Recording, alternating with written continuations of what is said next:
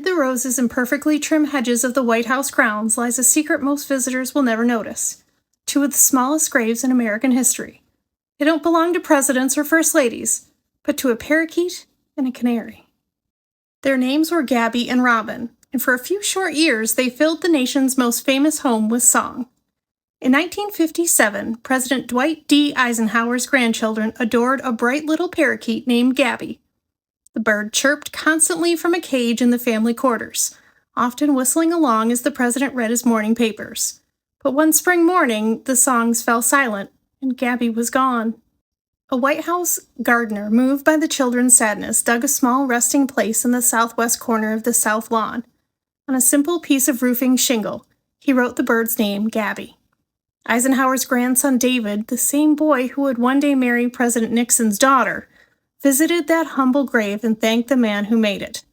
The tiny marker sat quietly amongst the flowers where very few noticed it.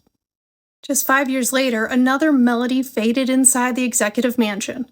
In 1962, 4-year-old Caroline Kennedy, daughter of President John F. Kennedy, lost her yellow canary, Robin. First Lady Jacqueline Kennedy tried to comfort the little girl, but Caroline had a very specific request. She wanted Robin buried at home, right there at the White House garden.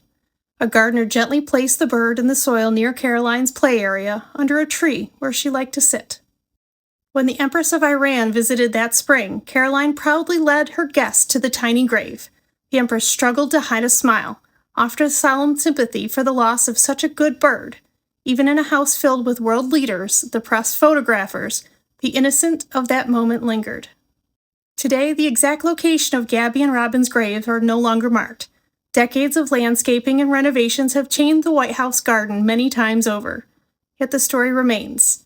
Two little lives once honored with the same dignity given to presidents and diplomats. It's a quiet reminder that even in the most powerful houses on earth, love and loss are universal. Until the next story, thanks for watching.